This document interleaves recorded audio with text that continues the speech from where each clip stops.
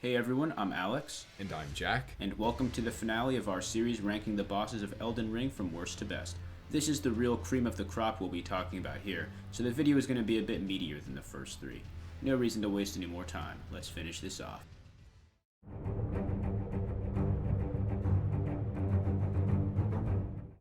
Velstadt. Sure, an overused analogy, but in this case I'd say it's a fair argument. Soloria, the second of three Crucible Knights to appear in our rankings so far, is indeed a blatant rehash of our beloved Aegis, but features a relatively weak health pool that all other Hallowed Tree bosses feature, with an asterisk, but we'll get there. In the second phase, Soloria gains similar miracles to the base Crucible Knight with additional weapon AoEs and a small dagger for variety's sake, in addition to the different weapon featured as well. While not exceptionally difficult, Crucible Knight Soloria is a greatly enjoyable mini-boss that was a surefire surprise to run into among the generally sluggish Hallowed Tree preceding him.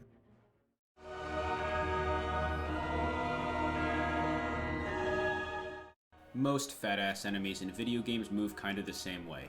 Big, lumbering hunks of lard. Maybe they overhead swing a giant weapon on you that gets stuck in the ground and you beat him up while they pull it out. Not this guy, though. He manages to transcend beyond his obesity and still move like nobody's business. Hell, he can even activate Gear 3rd in his stomach and horizontally Beyblade around the room.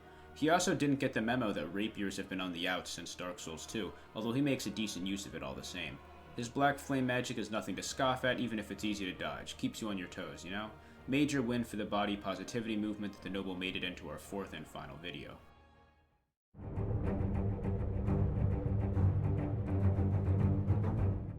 The Crucible Knight is slowly becoming a community favorite, and for all the right reasons. He is by far the hardest ever jail boss and makes for real competition with Margit as the hardest Limgrave boss as well. With ample practice, learning his tells becomes second nature. However, his second phase, and mainly the tail, mixes up his combos and features massive range beyond his already surprising ability to make up space when you roll away for Estus. The Crucible Knight is a stroke of genius on Miyazaki's part, and surely a top 5 mini-boss among the vast majority of the game's fanbase.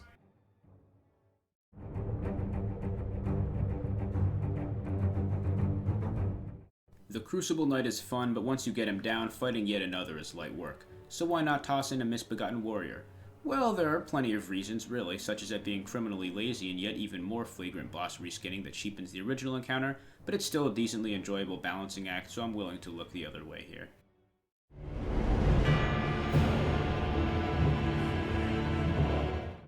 Alecto, head of the Black Knives, is one of the most underrated bosses in the game, partially due to her accessibility being limited to Ranni's questline.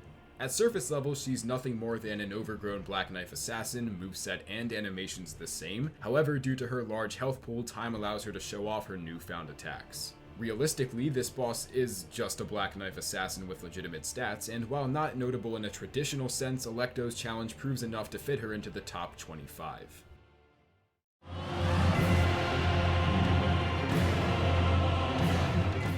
Here we have it, the real deal bona fide Noxtella Dragonkin soldier, not at all like his lamer, less electric counterpart from elsewhere. We've seen yellow and red electricity, but this white hot variant is pretty unique. It differs in that, for some reason, it is apparently not conducted through water, which I guess I should be thankful for. This big hunking beast isn't the most dangerous thing around, although it does have some of those delayed AoEs that Elden Ring has such a hard-on for. This isn't done that horribly here, but I would like to briefly springboard off this to offer an overall criticism of Elden Ring's boss design. I think Elden Ring has an unholy trinity of overly common AoEs, hyper-aggressive heal countering AI, and overly obtuse telegraphs meant to catch you in powerful combos after early rolls. You can find at least one of these three in almost any major boss fight and many of the smaller ones. While fine and even good in moderation, these get a bit old when it's so pervasive. Try getting really far away from a boss and doing nothing. Western flick style stare down, nothing will happen. Tap that Estus button though, and all the fury of hell will rain down upon you as the boss predictably sprints over to jam a sword or claw up your bunghole.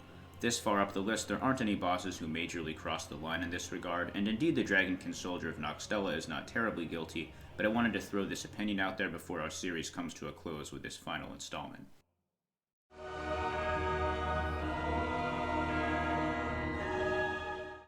I like the Godskin Apostle a lot. I just find the Noble 1 much more entertaining, and 2 more of a fair challenge. However, that's not to say the difference is night and day. His attacks and animations remind me a bit of Maul from Star Wars and the Pthumerian descendant from Bloodborne, the latter mainly in speed more than I fucking hate the Thumerian Descendant. When Phase 2 begins and he gains Black Flame sorceries and Miss Marvel powers not anymore, the fight flips on its head, going from your average humanoid swordsman to a truly fantastical experience. If you roll through his various elastic attacks, you're rewarded with free hits to his body. However, namely with his AoE, greed can absolutely be causation for death, so be careful. With fair punishment and an even more fair moveset, the Godskin Apostle is a hidden gem in the grand scheme of Elden Ring's bosses.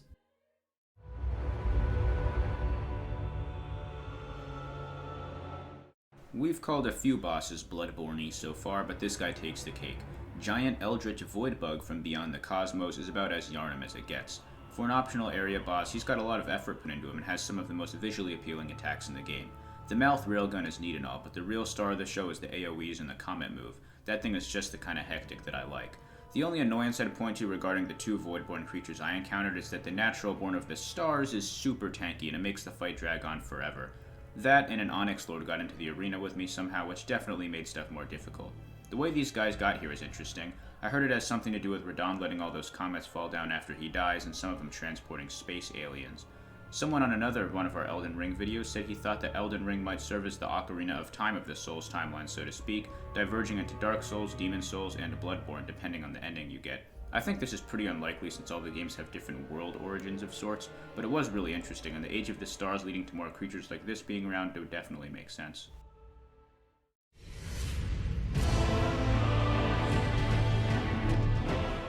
The more I look back, the more I realize how disappointing Radagon is. Is he deserving of this placement? No, probably not, but it's way too late now and makes for interesting commentary. In his defense, he does feature some of the best lore bits in the game, seeing as he was the male half of Marika, husband of Marika, father of Mikola and Melania, and the husband of Renala as well. His being crucified under the Erd Tree was punishment from the Greater Will due to its anger at the Elden Ring's shattering. Anyways, should Radagon have been in, say, Dark Souls 2, he would have been up there with the likes of Elan and Fumnite as the best in the game, due mainly to his far too slow attack speed for a game as fast as Elden Ring. With a summon, the majority of the time he's either locked into a cone AoE focused on the summon where you can endlessly spam his backside, or just too slow to cover enough ground to make himself a legitimate problem, add on how little damage his normal swings and stomps dish out. The second phase buff single-handedly saved this fight from total disaster, however still points out how ridiculously easy it is to avoid his attacks altogether, with none being notably harder than the other to dodge. However, the visual design of the Slam and Lightning Chuck are commendable. While maybe not the best endgame boss, Radagon of the Golden Order was decent but lacked the challenge and intensity required to give the game true closure.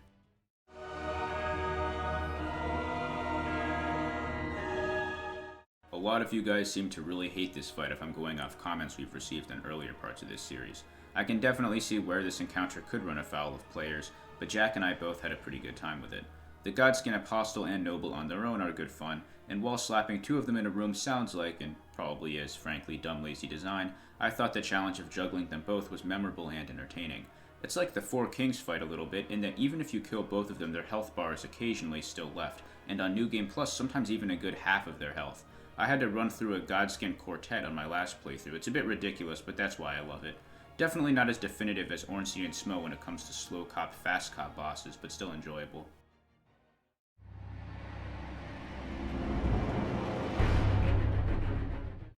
While not necessarily a unique idea, Inquisitor Cal, Shadow Mario, the Mimic tier takes fighting yourself to a whole new level, with each boss being entirely different than any other, seeing as it copies your character from stats all the way up to armor. I can imagine this would be a bit more annoying with a sorcerer or cleric build, but with swords, it's barely a fight. Later on, I found the Stray Mimic tier in a secret catacombs, and I summoned my Mimic tier to fight the Mimic tier, and it was content. A really cool idea that delivered. The Mimic tier accomplished its goal and some.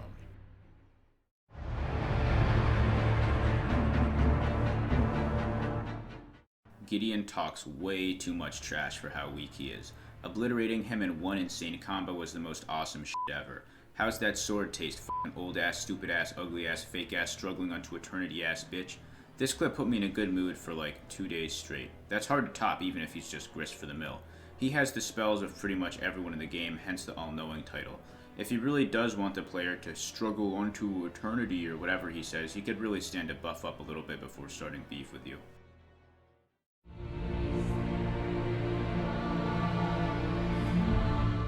From friends who've played this game, most either like the Elden Beast somewhat or outright hate it. I am in the minority camp that really enjoyed this fight, even though its unorthodox design and constant teleportation reminiscent of ROM was a bit tedious at times. Blasphemous changed my perspective on final bosses, especially with the Wounds of Eventide DLC, and actually defeating the vassal of the Greater Will, defeating the god of this universe, was in the task itself rewarding. The many flashy attacks, my personal favorite being the Elden Ring, created flair that's personally a requirement for final bosses in action RPGs. While featuring one of the weirdest physical designs in the game, the Elden Beast is a brilliant conclusion to one of the greatest games of all time.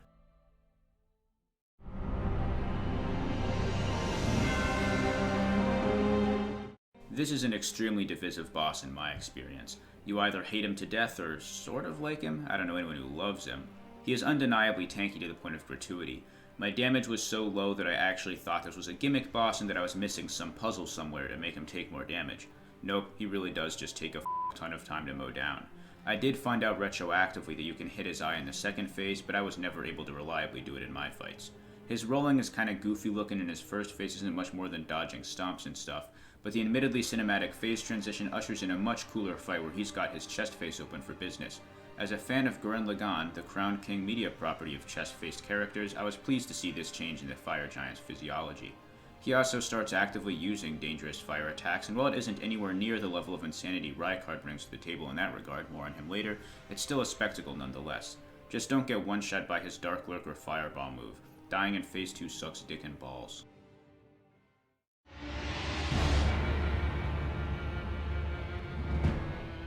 I forget where, but I saw someone compare the Bell Gargoyles to Margit, both being walls for beginner players or whatever. I mean, really?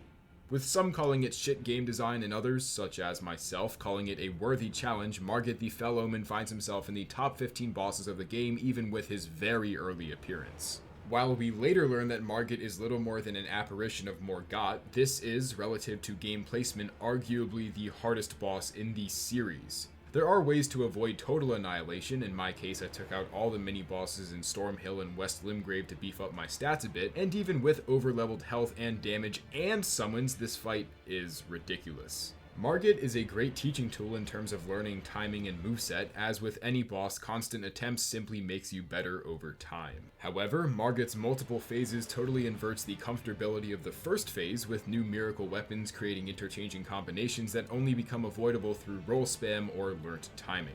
I'm still horrible at the sword even after 30 plus attempts, but admittedly with multiple hours against Margit under my belt, this fight isn't nearly as daunting as it was upon introduction on Elden Ring's release day. As both one of the hardest and fairest bosses in the game, Margit is controversial but in our opinion fully deserving of a high ranking.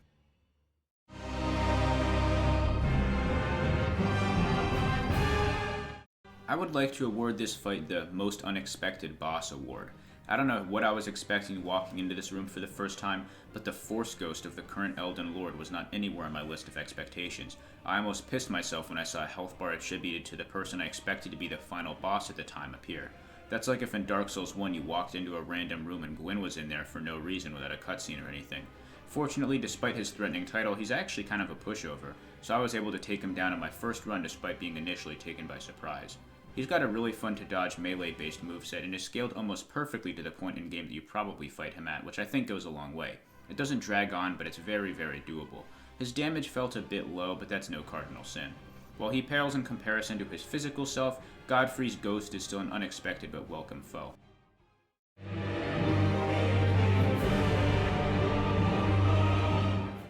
While I am full of praise for Margit, my opinions on Malenia are a bit more heretical. What's there not to love about a boss who can revert all damage done to her in one swift, undodgeable weapon art? Well, a lot. If you use a 100% physical shield, this move as well as Malenia as a boss is practically nerfed to nothing. And if you don't, good f***ing luck. With a pre-nerf Mimic tier, this fight was a bit more feasible than taking it on solo, but with summoning an AI, you ran the risk of it getting caught in a combo and in turn Malenia gaining back literal thirds of her health in a 5-second cycle. This mechanic technically counters her weak health, but removing bias, this is simply a poorly designed gimmick with no other intentions besides being just that, a gimmick. The simple solution would be to either remove rally damage entirely and double her health, or give more openings in her spam AoE, although neither of those are ever likely to happen. Outside of sometimes not being able to damage her at all, Malenia is intense and one of the best sword fights in Souls. Learning her timings is one of the most rewarding challenges in the game, and with enough practice you'll find openings that allow you to stunlock her for literal halves of health. When she morphs into the Queen of Scarlet Rot, the fight gets easier? And harder. I died to her opening slam like literally 15 times or so, but once I did survive, I nearly beat her almost every time. She has less health and arguably softer AI, but also features multiple attacks that require exact timing or else you'll simply die, once again the flower AoE being a prime example. Rot shows up as a passive damage, which is extremely detrimental to my overall opinion on the second phase, however a few of the new moves make up for this fault a bit. While fun, questionable design refrains Malenia from the true peak of Elden Ring's bosses, in my opinion.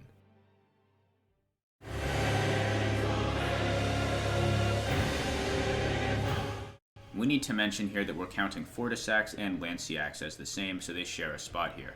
Both are red lightning dragons and are pretty awesome, even if Lanciax runs away at 90% health for no clear reason and made me waste a dragon hurting resin. Not bitter about that at all. When these guys are holding their ground, it makes for an amazing spectacle of a dragon with actual creative attacks, instead of just muh fire breath and muh foot stomp. Bravo! If FromSoft ever does wind up making another dragon boss fight, I say make it totally f***ing nuts. Full force crazy balls to the wall madness. Make him call down lava pillars from the sky or pull a sword out of his mouth or some shit. Well, Raikkoud already did that, I guess, never mind. But something like that, you dig?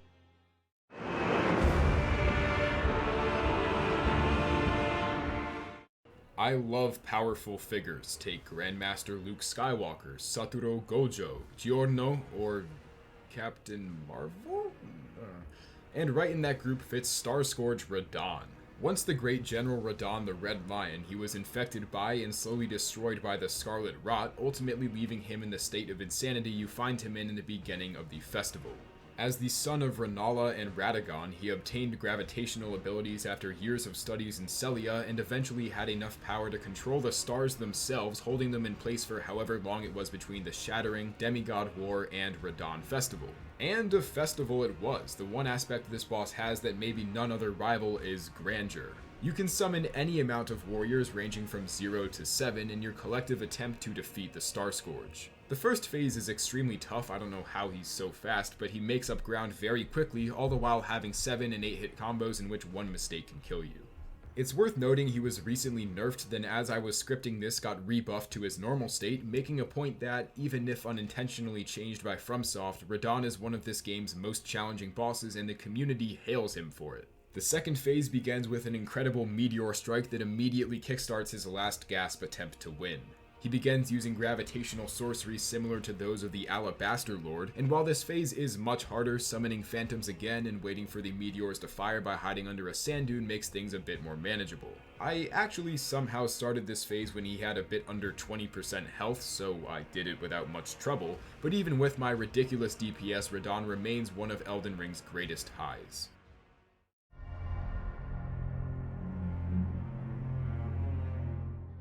Mog the Omen puts up a really good fight for being the lesser form of another boss. The real challenge is finding his arena at the bottom of the capital sewers, which remains the most ridiculously convoluted area in any video game ever. It's like navigating the depths in Dark Souls 1 blindfolded while being spun in circles with a guy dropping a bucket of frozen water on your head at random intervals. Your reward for spending an hour or so wading through piss and various kinds of muck is an optional boss fight with no worthwhile reward beyond access to the 3 fingers. But, you know, it's a good time. Maybe the real fun was the Mog we fought along the way.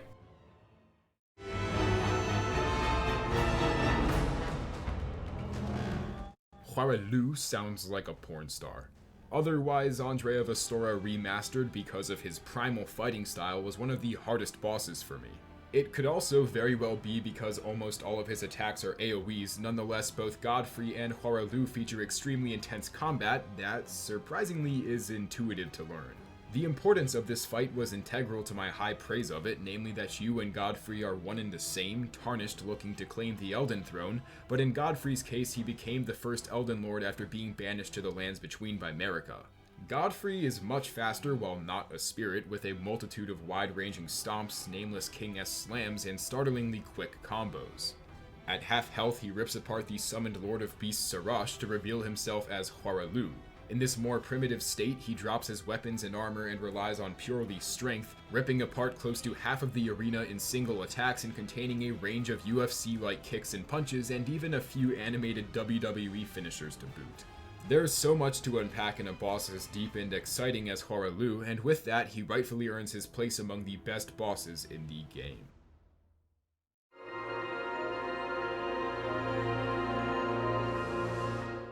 Renala has a really flashy fight and one of the coolest arenas to date, but is unfortunately a total pushover beneath the glamorous moves. But man, the moves look awesome as hell. I'd even like Pinwheel if he could shoot mega lasers and summon dragons and stuff.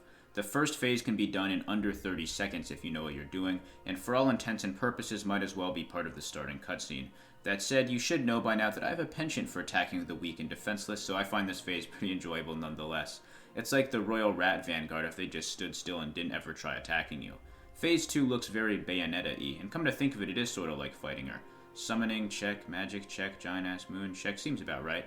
The summons, big or small, are pretty helpless, and the exploding moon she sends floating around at 1 mile an hour can be ignored almost entirely without consequence. I still really like this fight and think it's underrated by the community at large, but Jack was admittedly a bigger fan of hers than I was.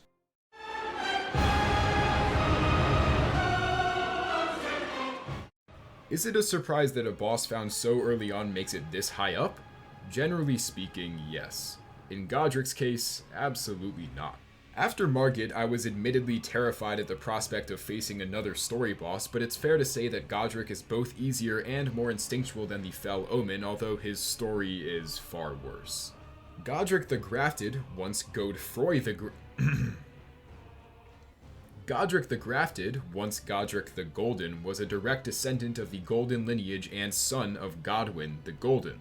When the Shattering occurred, the ensuing demigod war quickly made its way to Leyndell, royal capital, where Radahn promptly Napoleoned Godrick, forcing the grandson of Marika into hiding in Stormvale Castle among his great rune, woman, and treasures. Soon after, Melania easily defeated Godrick and forced him to, and I quote, grovel at her feet. After this, he turned to the art of grafting, capturing Tarnished and in a Professor Pig-inspired fashion sewing their limbs onto his own body, including the head of a dragon.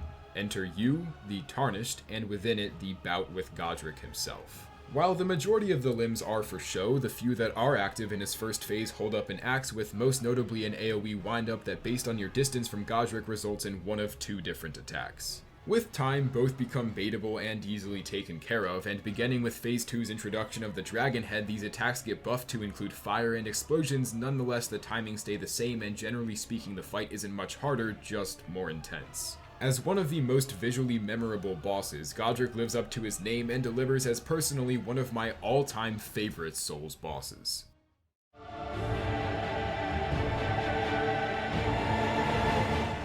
Morgott seems to have some serious bad blood with his siblings, considering the majority of his intro cutscene is spent chatting with you about what dickheads his family members are. Fair enough, I don't think I see myself hanging out with Godrick either. Maybe Radahn if it's before he went off the deep end. I gotta admit that Morgott's rainbow sword looks a bit odd to me though, sorta like a cheap CSGO knife. Can't knock him too hard since all I've got is an origami skinned XM.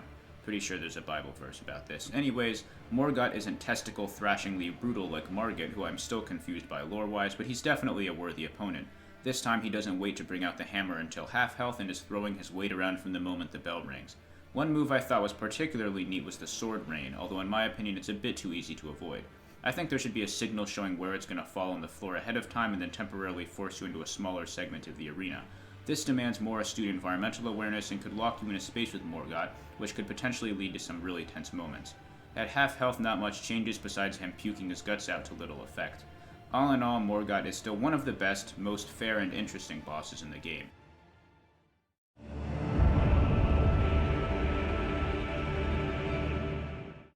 I think it's fair of me to say, well, no way around it, I despise the Beast Clergyman. As I've said over and over and over and over again, enemies that are too fast and hard to track have to be essentially perfect.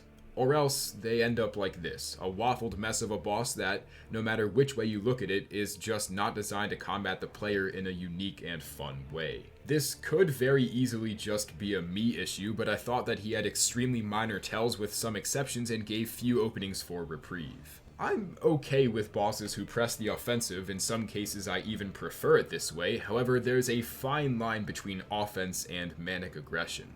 Go figure where this one files out. But at half health the fight saves itself with a transformation of the ages in which Malekith summons death itself to aid him in his last stand. Malekith is extremely similar to Artorias in action, also featuring a variety of weapon arts and death sorceries that aren't necessarily hard to evade but dish out absurd amounts of damage. Timed rolls and careful offense is the name of the game, and this is one of the best greed catchers in the series. Mandela Effect Malekith, it is actually Maliketh, even though only half a fight, is so incredibly good he finds himself in the top 5 best bosses in the game.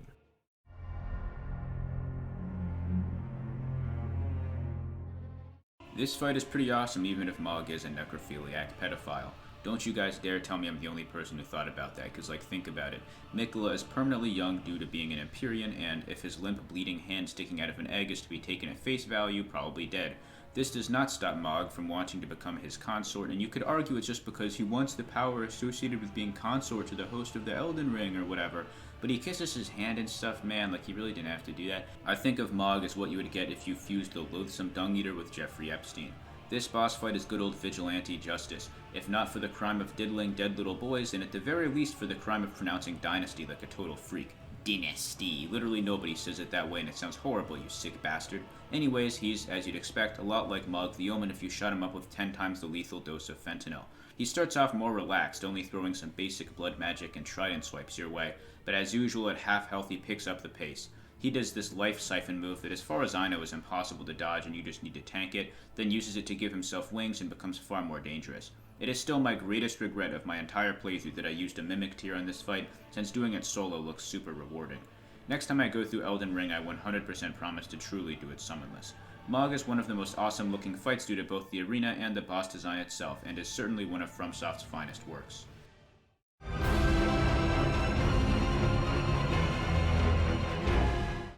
Luckily, as it turns out, I get to talk about my number one while Alex his. Dragonlord Plasudasax is one of few bosses across the 8 Souls games to be both incredibly difficult to find and even more rewarding upon discovery and defeat. Dragon bosses are typically home runs or total whiffs, excluding the clone army of elemental dragons in this game, and as shown in FromSoft's recent history, dragons that deliver. In a series featuring over 300 bosses, never has a fight felt so overwhelming, epic, engrossing, challenging, but fun all the while as Plasudasax with an incredibly adaptive and expansive moveset that's entirely dodgeable, but also meshes well with the gigantic arena, mitigating the running you have to do to follow as compared to, say, Midir. As a two-pronged dragon, Plasudasax brings natural variety to your average dragon fight, although it's less of a balancing act between the two as expected and more that the two heads are connected and play in the same combos over being entirely unique entities. Every attack is gigantic in an atmospheric sense, and the score mixed with the constant onslaught builds up into one of the single greatest bosses in gaming history.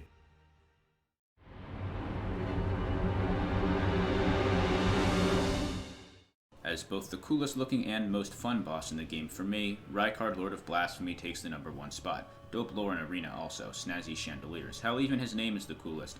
The only thing about him that is not the coolest to me is his weird voice acting, which sounds like a Mexican old man with a sore throat. I'm willing to write that off though, since his throat is full of flayed human arms thrashing like a mosh pit, which I can imagine would not do wonders for your oration. Immersion does matter, I suppose.